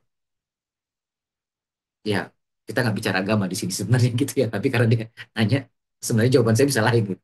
Tapi salah satu jawaban saya adalah fisik, makan, olahraga, tidur, gitu ya. Olahraga paling penting. Kalau Anda nggak olahraga, energi Anda habis, cepat. Itu yang saya dapat dari orang-orang dari luar negeri-negeri semuanya tentang apa yang buat mereka sukses. Nggak logis itu. Nggak logis karena orang tahu, tapi mereka nggak lakukan. Siapa yang tahu di sini bahwa olahraga itu penting? Pasti suatu di tangan. Lakukan, saya nggak tahu. Tapi kalau saya tanya, sekali bilang bahwa kalau Anda ingin memelihara energi Anda, olahraga. Itu akan membuat Anda capek, tidur, makan Anda akan lebih terkontrol ketika Anda punya energi lebih tinggi. Endorfin Anda dan lain-lain. Oke. Jadi kalau kita bilang, apa yang membuat kita jadi lebih tergoda kembali ke awal? Ya, satu, energi kita kurang. Energi kita kurang. Ya kalau mau dibawa ke spiritual, oke banget lagi. Ya, perubahan itu sumber energinya dari olahraga dan spiritual. Itu keren banget, gitu. Ya, jadi dua hal ini, ya saya bicara tentang dua hal ini. Kalau misalnya kita ingin berubah, kita ketika ingin bukan jadi ingin berubah, bahkan saya nggak percaya ada perubahan di kita. Saya percaya bahwa setiap orang berada di level tertentu dari potensinya yang sebenarnya. Kalau ingin meningkatkan akses kita ke potensi kita berikutnya, misalnya jadi Nita 4.0, jadi Nita 5.0, ini dia.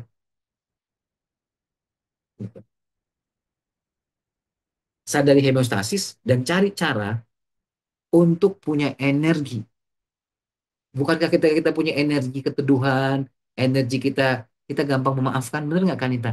Ketika kita punya energi, hal kecil jadi nggak kelihatan, hal besar jadi simple, bener nggak? Kenapa? Karena kita punya energinya. Kita lagi cepat marah, kita kembali ke, wah kesel banget di bos gue, aduh, sini sini sini, go food, apalah gitu ya, pesen pesen pesen, jadi pelarian kita makanan misalnya untuk diet, karena energi kita terkuras, kecil. Jadi kalau kita bilang, gue mau naik level nih coach, oke, sadari sadari lu akan berhadapan sama hemostasis. Yang kedua, sadari untuk bisa hemostasis membentuk hemostasis baru, pastikan bahwa dalam jadwal kita ada momen-momen kita menggaining energi kita. Ada momen istirahat, ada momen untuk meningkatkan energi kita. Saya nggak tahu setiap orang di sini seperti apa, ketemui coachnya masing-masing, temukan cara spesifik untuk meningkatkan energinya, mempertahankan energinya. Oke, gitu ya. Oke, Kanita. Kita sampai jam berapa nih, Kanita? Jangan saya kelewatan, nggak? Kita Oh, punya takut waktu kelewatan. sampai 21.15 Kak. Wih, sebentar Ada banget. sekitar 20 menit lagi. Ya, Sebentar banget gitu ya. ya. Oke, Itu menarik ya sekali ini Kak tadi. Nah, saya tuh jadi terbawa ke konteks kita tadi. Konteks kita kan adalah tidak logis. Sukses itu tidak yes. logis. Ya, Terima kasih nanti udah membahas hemostasis. oke. Hmm, lalu apa peran dia di dalam ini apa namanya suksesnya itu sendiri Kak? Ya, Hmm. sebenarnya kita semua sudah sukses di level kita masing-masing. Entah kita itu suka dengan suksesnya kita apa nggak suksesnya, tapi kita udah sukses dengan apa yang kita terima, dengan pembatasan diri kita, apa yang kita anggap benar, apa yang kita anggap salah, itu membentuk kita sekarang. Artinya apa kita saat ini adalah sukses di level kita. Untuk naik ke berikutnya, ya maka kita ada hal-hal yang harus kita tinggalkan, ada hal-hal yang kita buka, ada yang harus kita masukkan, ada hal-hal yang kita terima hal baru dan yang lain. Artinya kalau dalam bukunya Marshall Goldsmith dia bilang, what make you here will not get you there. Apa yang membawa Anda ke sini nggak akan membawa Anda ke sana. Kalau misalnya kita dari Jakarta mau ke Medan, oke, okay, terus kita ke bandara, apa yang membawa kita ke bandara nggak akan membawa kita ke Medan, karena ke Medan harus pakai pesawatnya kak. Dan saat ini titik hidup kita mungkin di bandaranya atau di kilometer berapanya gitu. Tapi yang jelas apa yang membawa kita ke sini bukan hal yang membawa kita ke sana. Gitu. Oke, okay. Ini sekedar untuk tahu ketika kita berubah apa yang kita butuhkan, apa yang perlu kita kenali untuk make level ke diri kita yang lebih baik, ya. Apa yang perlu kita kenali dan apa yang perlu kita siapkan. Pertama hemostasis, dan kedua energi kita. Tentunya ini penting banget, gitu. Ya. Apalagi Kak, kira-kira eh, pertanyaannya. Saya belum belum masuk ke intinya sebenarnya malah. Ya. Udah tinggal 20 Bagaimana menit kalau lagi kita gitu. langsung ke intinya? Aduh. Oke, apa pertanyaannya? Pertanyaannya adalah sesuai diskusi tadi, pre pre event ini Ya, eh, berkaitan dengan tadi kan di awal cerita tentang yang otentik diri, Kak. Ya. oke, oke, Boleh ceritakan kaitannya? oke. Ya, sebenarnya saya mau ngadain sebuah ini ya simulasi, tapi apakah memungkinkan saya nggak tahu gitu. Karena saya pengen banget bahwa bahwa setiap diri kita itu unik. Kita unik sampai akhirnya kita meng mengcompare diri kita, gitu. Mengcompare diri kita eh, dengan orang lain, dengan cara orang lain, gitu ya. Dengan tapi kita kalau ditanya, kalau saya tanya sama Kak Nita, boleh Kak Nita kita tahu kan? Atau siapa yang mau ikut di sini boleh ya, Silahkan, Bapak Ibu ya. Bapak Oke, Ibu ada yang mau jadi oke, Dengan volunteer? senang hati, dengan Ah, senang ini hati. Dokter oke. Endah, silakan. Ya semuanya aja, nggak masalah sekalian Ya, semuanya gitu ya. Siapa yang mungkin ikut gitu ya.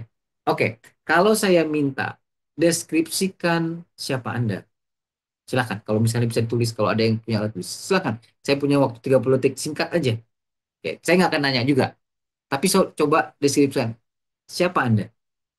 Kak Nita juga boleh tulis siapa Anda kalau ditanya itu. Oke, udah udah dapat dalam pikirannya atau ditulis? Lebih enak ditulis karena kita tahu nanti. Gitu ya. Oke, saya main-main sama Bu Endah lah. Dikit ya. Bu Endah, siapa Bu Endah? Sebenarnya ini breakout room enaknya, tapi saya mau tanya aja karena kita punya waktunya sedikit. ya, ya. Izin off kamera ya, Kak. Nggak apa-apa, nggak Ya, apa. Saya melihat keindahan di gambar off ini. ya. eh, saya Mhm. adalah seorang yang pada saat ini memfokuskan diri kepada eh, pelayanan preventif kesehatan dengan latar belakang saya sebagai dokter, coach, dan seorang trainer. Jadi Oke. memfokuskan diri kepada pelayanan preventif kesehatan karena pada saat ini saya menemukan sesuatu yang dalam diri saya yang sangat Mhm, saya sangat-sangat ternyata saya happy sekali atau mungkin passion saya itu adalah mhm, ketika saya eh, ngobrol dengan orang lain dalam hal ini baik klien orang per orang atau masyarakat ya. Jadi interaksi komunikasi dengan mereka eh, di dalam kehidupan mereka. Jadi passion saya di situ. Jadi ngobrolnya itu yang saya suka. Jadi saya mendengarkan, ngajak mereka ngobrol dan seperti itu. Nah, ternyata dari eh, interaksi yang seperti itu, eh, insya Allah saya bisa memberikan manfaat di dunia pelayanan preventif kesehatan. Seperti itu, Kak. Jadi oke, saya sekarang fokus di situ. oke. Ketika kita nanya ke orang bahwa siapa diri Anda, maka saya sangat sure gitu ya menurut pengalaman saya, dia menceritakan bukan tentang diri dia. Dia menceritakan tentang seperti apa dia dibentuk. Oke, Bu Endah, boleh nggak Bu Endah? Waktu kita sangat sempit gitu ya. Hmm. Bu Endah, boleh nggak sebutkan tiga nama orang yang Anda kagumi? Boleh orangnya memang pernah ada, boleh nggak ada mungkin historical person, atau orang-orang yang atau tokoh kartun, terserah ya. Tiga, harusnya lima aja, tapi karena waktu itu tiga orang dari orang-orang ini, dan buat di sampingnya apa yang Anda kagumi dari dia. Boleh ya, Ya, Bu Enda ya? Silakan. oke. Ditulis supaya kita Pertama, bisa bisa ini. Itu saja, pertama Bu Enda. ada tulis. Ya, oke. Saya, Yang lainnya juga boleh loh. Nilai-nilai gini ya, dan kata-katanya singkat aja. Misalnya dia uh, ibu misalnya gitu ya. Dia sangat menyayangi. Tulis aja satu kata, keibuan gitu. Ya, gitu ya. Ya. Oke, Virginia Satir, Virginia Satir, itu satu. boleh, boleh. Ya, tuliskan di kolom di Kemudian sampingnya apa yang membuat kita kagum sama dia. Apa nilai yang kita kagum sama dia. Itu yang penting. hmm, bisa memfasilitasi seseorang, jadi bisa merubah seseorang itu dengan kalimat-kalimat yang tidak banyak. Jadi powerful question, Oke, Virginia apa Satir. kualitas yang di situ? Apa kualitas yang Anda yang Bu Enda lihat di situ? Dalam satu atau satu kata apa? Impactful? Kualitasnya Virginia Satir. Iya, Beliau impactful. kan, Kalau saya tangkap tadi, yang saya tangkap tadi namanya impactful. oke. Oke, bener ya? Dia Pertanyaannya, menggunakan pertanyaannya, kata-kata. ya, Artinya kata-kata yang sangat apa impactful. impactful? Artinya apa kualitas yang Anda lihat dari dia adalah impactful, kan gitu Ya, kan? ya, Kedua apa yang saya lihat di sini, yang saya tangkap dari Bu Enda adalah dia impactful and dia efektif, benar, efisien. yes, ya, Karena ada kata-kata singkat tadi Bu Enda bilang. Dengan ya, kata-kata singkat dia bisa mengubah orang. Impactful, efficient. Oke? ya, Apalagi? Ada lagi kualitas yang Bu Enda kenali dari dia? ya, profesional. Profesional. Oke. Oke. Oke. Virginia Satir ya. Kalau gitu pernah belajar NLP mungkin Bu Enda. Eh, Ya, psikologi. Iya, oke. Tapi ini jujur ya, orang yang betul-betul dari dalam hati kita memang kita kagumi dari dia. Ya, Ya, oke. Yang kedua siapa?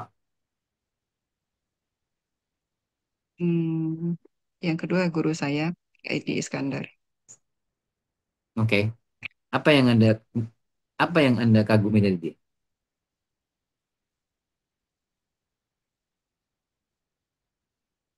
Pembelajar ya. Oke, pembelajar. Apalagi? Pembelajar, konsisten, Itu yang Anda kagumi dari dia, konsisten. Oke. ya, Ada dan lagi? sabar. Sabar. Sabar. Oke, sabar. Oke. Satu orang lagi yang Anda kagumi. Suami Ah, cerdas, anak tulus. Siap, siap. ya, Apa lagi? suami, suami. Suami, oke. Apa yang Anda kagumi? Nilai apa yang Anda kagumi dari dia? eh Pertama konsisten ya untuk beliau di terkait dengan agama ya. Jadi betul-betul up gitu, Oke, konsisten. Ya, taat, taat. taat. Kemudian tegas, Apa? Tegas. Oke, asertif ya. tegas. Tegas. Ya, Tegas apa asertif? gas. Tegas. Oke. Iya. Apalagi? Lalu apa ya istilahnya? Eh, Cara kerjanya itu cepat, tepat. Nah, itu apa ya? Cepat, tepat, Efektif? Efektif. Ya. efektif. Efektif, efisien gitu kan? Itu kan Efektif, artinya kan? efisien, persisten itu kan. Yes. Jadi kalau udah Ya. kerja itu fokus banget. Nah, itu saya untuk bisa seperti beliau ini banget. Ah, oke. Oke. Oke. Itu Kita efektif coba ya, lihat ya. Kita efektif efektif, ya. efisien. Ya. Oke. Ini yang saya tulis tadi ya. Kalau misalnya eh, ketika saya tanya sama Bu Endah, siapa diri dia? Dia bilang dia fokus, pelayanan, passionate, terhubung, interactional, meaningful dan memberi manfaat ke orang lain. Itu yang eh, saya lihat ketika dia eh, apa namanya eh, siapa diri Anda gitu. Kemudian ketika saya tanya apa yang Anda lihat dari kualitas orang-orang yang dia kagumi, Kak Nita, kalau Kak Nita bisa lihat nyambung nggak Kak Nita? Tulisan saya jelek ya Kak Nita ya, maaf ya. Terbaca, terbaca. Terbaca ya. Nyambung, Ya, nyambung. nyambung. Nyambung, ya. Oke. Yes. Saya salah orang karena saya tadi pengennya nggak nyambung. Oke. Terus nyambung.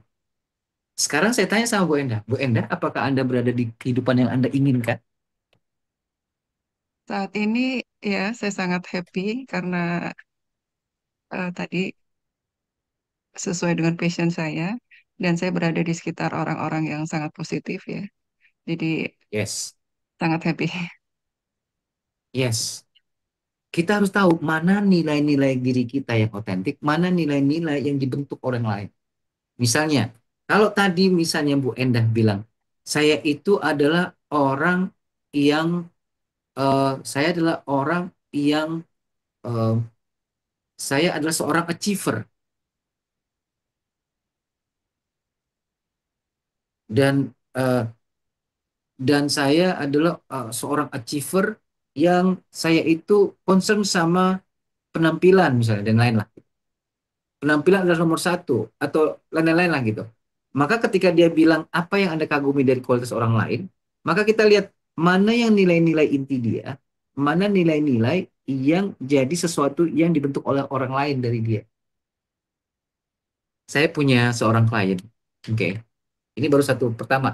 Pertama tipsnya sukses itu nggak logis adalah kembali ke nilai-nilai kita. Tahu mana nilai yang dibentuk oleh orang, mana yang dibentuk sama diri kita. Apa yang kita aslinya.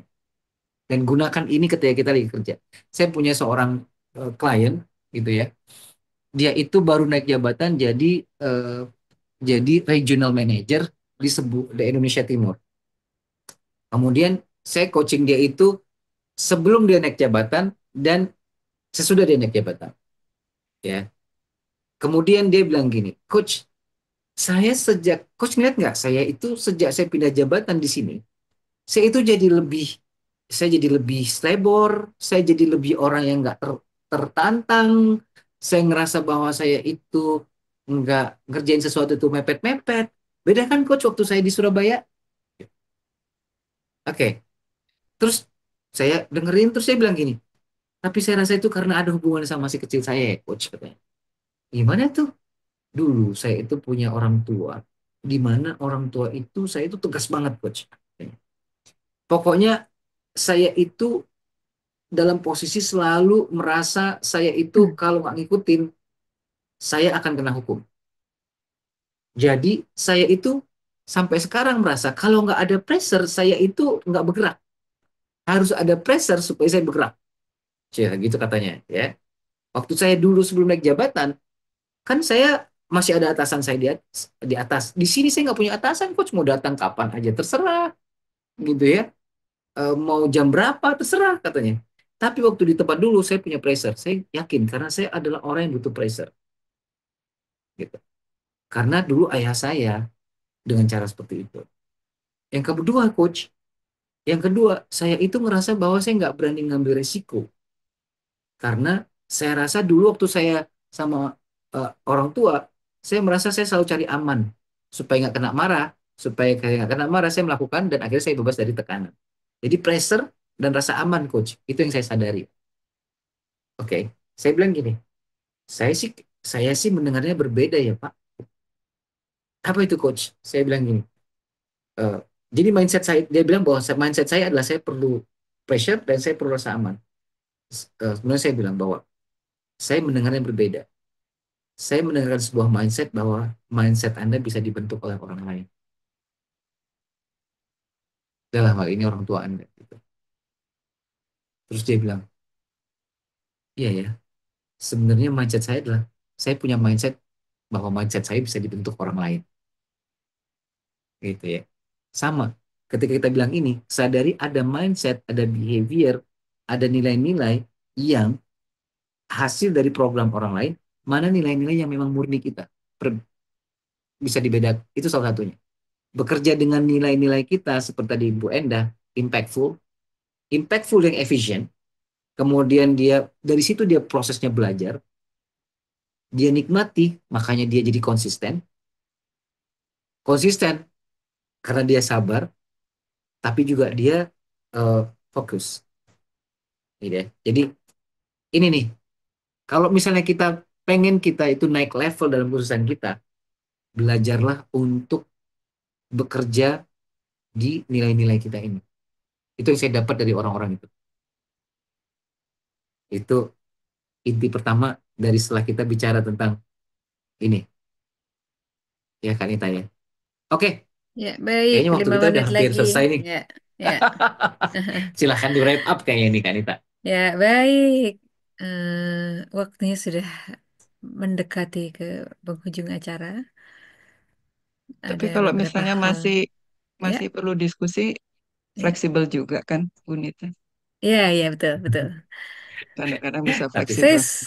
ya baik ya. Saya tangkap beberapa hal, key poinnya, ya kan, dari awal perbincangan kita. Tadi ada tentang logik atau tidak logik, ya kan. Kemudian yang menarik adalah tadi ketika membahas tentang energi, kita Mhm. perlu memastikan energi kita, karena itu sangat mempengaruhi situasi itu saatnya kan, mempengaruhi homeostasis itu. Eh, jadi kita perlu adalah pastikan energi kita tinggi Mhm. dan kita terkontrol bila energi kita tuh tinggi. Yes, Kita tergoda ke awal terkait homeostasis tadi karena energi kita kurang ternyata ya Kak. betul. Makanya Ya, saya sudah ya, ada ya, ya. Pak Sarsito tadi bilang, wah nyambung gitu kan. Salah Ya, satunya, ya. gitu kan. Hmm, hmm. Yes, betul Kak. Kemudian kita perlu sadari hemostasis. Sadari itu dengan kita punya energi, ya kan? Ya, Di jadwal kita, kita upayakan ada momen-momen yang kita bisa gaining energi kita. Jadi yes, memang itu perlu, mandatori ya Kak. Dan kita perlu menemukan cara-cara spesifik untuk mempertahankannya. Menarik sekali karena ini kan energi juga perlu dipertahankan. Kita perlu mencarinya, kita perlu pertahankan ketika itu sudah ada. Kalau tidak adalah pemborosan yang ada kan? Ya, yes, ya, yes, ya. betul. Kemudian apa yang kita suka. Terakhir tadi adalah apa kualitas diri yang kita lihat dari luar itu ternyata ada yang sejati, tapi ada yang dibentuk ya Kak, Betul. Ada di program orang lain, kita nggak sadar. di program orang lain. Hmm, Gitu. Ya, sampai nah sini dulu. menarik Tapi ya, memang saya, betul. ya, Sebetulnya Bapak Ibu, tadi saya berdiskusi prolog pre-eventnya dengan Kak Iqbal itu tadi dialog. Cukup panjang juga, ada 13 halaman. 13 halaman itu adalah nanti akan terkait kita ke otentik diri. Kemudian bagaimana Kak Iqbal itu bisa sampai eh, membuka, melepas mentalitas untuk terhubung ke market global. Ini kan akhirnya terkait ke sini gitu. Bahkan kisah Kak Iqbal itu menarik sekali karena banyak keajaiban ternyata ya Kak ketika punya market global itu gitu. Dan bayangkan bila kita terkungkung untuk tidak membuka diri kita terhadap contohnya dalam konteks ini adalah market global, maka kita akan berada di sini terus. Dan ternyata ketakutan-ketakutan yang kita punya itu sebetulnya tidak ada, tidak terjadi dari yang ya, Kak Iqbal tadi cerita gitu. Pagi tadi mhm, saya apa namanya, diskusi dan ini menarik sekali ya. Karena ya, ini akan kembali lagi pada diri kita. Gitu. ya, Itu sekilas sih Kak. ya, Siapa yang ada siap, ingin siap, bertanya lagi silakan Bapak Ibu. siap. Dokter Indah boleh, Pak Sarsito boleh, Bapak Ibu yang lain silakan. Ibu Ya. Emilia belum dengar suaranya lagi nih. Silakan. Oh, dia. Ya, Ada Pak Sutomo, Ibu Susan, Pak Arif, ya. Ibu Tapi Puji. izin ya, saya 9:30 udah ada sesi. Sesi lagi ya, Jadi, silakan. iya, Ya, kita punya waktu sekitar 5 sampai 10 menit lagi, silakan. 5 menit ya. Ya, oke. Oke. Izin tanya kalau bisa, Silakan, Ya, Dok ya Indah. boleh. Kak Ya, Iqbal. Iya, ya, tadi boleh, boleh. terkait dengan kondisi saya kan berarti saya value-nya gitu ya, banyak Mhm. diberikan dari orang-orang yang tadi saya kagumi ya. Walaupun saya juga Bukan, ada bukan. beberapa, gimana? Artinya, kenapa kita mengagumi orang itu? Karena kita melihat kualitas kita di diri orang itu. Kita hanya bisa melihat apa yang kita punya, Bu Enda. Oke. Ya, kita hanya bisa melihat apa yang kita punya. Hati-hati juga ketika kita melihat kualitas buruk di orang, sebenarnya itu punya kita. Oke, Oh, sama halnya, mm, sama halnya dengan apa yang Ibu lihat bahwa oh Virginia Satir, impactful, efficient, gitu ya. Terus si ibu apa, pembelajar. Sebenarnya kita melihat apa yang kita punya. Itu jati diri kita mm, makanya kelihatan di mereka, gitu ya. Inilah sesungguhnya yang bisa nilai kita gitu. Tapi ada juga nilai-nilai kita yang bukan nilai kita asli, pendatang. Saya nggak dengar sih mm, tadi saya nggak dengar dari Bu Endah sih, ya. Tapi seandainya ada nilai-nilai di luar impactful dan lain-lain tadi itu namanya nilai-nilai yang asalnya dari luar di program contohnya ya. mm. Bagaimana Oke, membedakannya? dia nggak ada di sisi yang Anda kagumi tapi Anda merasa itu penting. Contohnya apa, Mm, misalnya ya tadi harusnya 5 ya gitu ya. Kalau kita bisa oh jujur, kalau tadi di awal Anda bilang saya kita tuh harus jujur loh Coach Iqbal, tapi ketika kita gali dari beberapa orang ini nggak ada kata-kata jujur. Tadi jujur itu sesuatu nilai yang ditanamkan, bukan nilai oh, otentiknya kita. ya, Oke, baik. itu nilai-nilai yang diajarkan ke kita sama orang tua, sama lingkungan dan lain-lain. Oke, tapi kalau kita mau otentik kita untuk naik level, maka perkuat apa yang memang udah jadi punya kita gitu.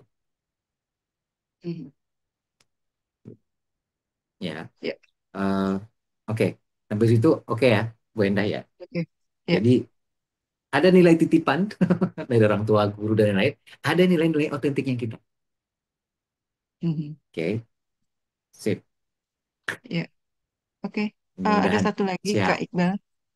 Ya. Ketika tadi pada saat kita meningkatkan diri kita, misalnya dengan belajar dan sebagainya, karena ada pertanyaan, Mhm. apakah uh, ini kita memang layak apa tidak? Kemudian layakkah kita gitu kan? Itu di satu sisi kan ada energi negatifnya, misalnya tidak percaya diri dan sebagainya.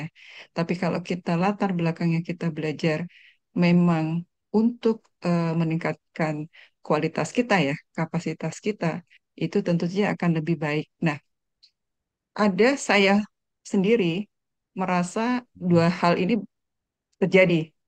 Di satu sisi, Mhm. kalau saya belajar sesuatu, saya memang merasa, aduh, eh, apa ya? Wah, saya apa perlu nih saya menambah pengetahuan terkait itu gitu ya. Jadi ada hal-hal yang perlu saya tambah untuk pengetahuan saya. Di kalau kita lihat lagi, kalau saya lihat lagi, saya merasa nggak confidence gitu loh, nggak percaya bahwa aku bisa nggak ya melakukan itu karena menurut saya katakanlah untuk melakukan hal itu dibutuhkan lima kompetensi, lima pengetahuan gitu ya. Saya baru punya empat gitu. Itu menurut saya. Jadi saya punya standarisasi sendiri yang saya bangun bahwa untuk melakukan sesuatu A, maka dibutuhkan pengetahuan lima. Dan saya masih eh, punya empat, sehingga saya harus belajar lagi gitu. Ya, Tapi oke. menurut orang lain, enggak, kamu tuh udah cukup. Yang selama ini kamu punya itu udah cukup, empat. Bisa kamu lakukan sekarang, melakukan A itu sambil berjalan untuk nambah yang satu gitu. Nah ini Ya. merasa tidak layak, tapi juga ada semangat untuk, oh ya, menurut saya memang butuh satu lagi gitu. Nah itu kan berlangsung dua hal nih, Kak Iqbal. Merasa tidak Ya. layak, tapi juga ada semangat untuk belajar lagi gitu, untuk menambah ke apa ya, kompetensi dan sebagainya. Mhm, mhm. Mohon Ya. saran ini. Intinya adalah kenapa mau belajar karena merasa tidak layak kan gitu ya. Ya, Oke. Jadi di sini adalah ada sebuah mindset, jika saya 5 maka saya layak. layak. Iya, Oke. Maka saya layak. Jika saya 5 maka saya layak. Jika saya tidak 5 maka saya tidak layak kan gitu. iya, Oke. Artinya kan kalau bisa kita transfer, jika saya dapat apa yang 5 dapatkan itu intinya Kak. Jika iya, saya 4 maka saya layak dapat yang 4 dapatkan. Gitu kan? iya, Oke. Sampai ke satu, bener nggak? Bener kan? iya. 5 4 3 2 1. Pertanyaan saya adalah, apakah kelayakan 4 ini udah didapetin belum apa yang layak di 4 ini? Kalau misalnya emang punya 4. Atau berpikir hitam putih, 5 atau tidak sama sekali. Maksud saya paham? Paham. Ka- Kalau saya level 4, apakah saya sudah mendapatkan apa yang didapat dilayakkan oleh seekor, saya seorang level 4 gitu ya. Oke. Atau kalau saya nggak 5, saya nggak sama sekali. Saya hanya mau sama sekali kalau saya 5. Bukan saya berhak mendapatkan satu karena saya udah level satu. Saya berhak mendapatkan dua karena saya level 2. Saya berhak mendapatkan tiga, saya level 3. Saya berhak 4 karena saya level 4. Atau Oh, I see. saya nggak 5, saya nggak sama sekali. Mhm. Oke. Oke. Selama ini saya merasanya kalau saya nggak lima, saya belum layak. Tapi ternyata Oke. dengan rancuan ini, dengan penuturan ini saya jadi oke. Berarti walau saya di level 4, berarti saya 4. Berarti kelayakan saya adalah di level 4. That's Ya. it. Ya. Karena level nol ini level hemostasis. Level yang tidak yang nggak dapat apa-apa kan? Maka dia ngajak Anda berpikir di level nol. Nanti aja Bu Enda, nggak usah nggak usah nggak usah yang aneh-aneh. Nanti kalau dapat 5 enak deh. Itu katanya gitu. Sekarang di sini dulu kita ya, seneng-seneng katanya. Oh Bahkan ke iya. level satu 2 3 4 pun dia nggak mau gitu. Karena ini butuh kerja. Oh, tapi untuk naik levelnya semangat. Justru semangatnya di situ naik levelnya. Iya, tapi pertanyaan saya, apakah sudah naik level di 4 sekalipun? eh, saya tidak tahu persis. Karena itu kan levelnya tidak ada standar yang pasti gitu loh. Bukan bukan Ya, kompetensi, maksudnya bukan bukan artinya itu variatif lah. oke. Ya itu. Intinya adalah ketika Anda bilang bahwa, ketika Bu Enda bilang bahwa saya mau level 5, apakah itu terukur? Sehingga kalau 5 terukur, 4 harusnya terukur. Kalau kita bilang begitu ya, Ya, benar kan? Artinya ketika intinya adalah ketika kita berpikir 1-0, sebenarnya kita mendapat, sebenarnya saya selalu bilang gini sama orang yang kurus gini. Seandainya Kak Nita, Bu Enda, ada timbangan berat badan, ya, timbangan berat badan, dia perubahannya itu bukan per kilo, 1 kilo, 2 kilo, bukan. Ya, timbangan itu dia itu bisa mendeteksi 0,001 mikrogram ke 0,00002 mikrogram gitu. Sehingga ketika kita kurus dikit aja langsung ping gede gitu perubahannya gitu ya. Ngerti ya Bu Enda? ya, Ya ya. kan? Oke. Mhm. Oh, ini pasti kita termotivasi banget. Kenapa? Karena kita melihat sebuah perubahan besar walaupun sebenarnya itu kecil.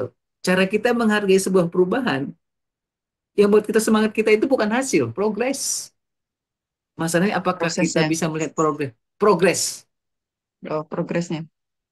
Makanya saya bilang, kalau kelihatan sama kita timbangan berat badan kita turun hampir 360 derajat, 180 derajat gitu perubahannya gitu ya. Walaupun yang berat, yang itunya sedikit gitu, tapi karena dia bukan per kilo, tapi per mikrogram, jadi seolah-olah Ya, turun dikit tuh jadi kayak gede, kita jadi termotivasi. ya. Oke. Oh, oke. Karena Ya. yang membuat kita itu pengen maju bukan karena kita hasil, tapi karena kita lihat progres kita dengan clear Hmm. gitu.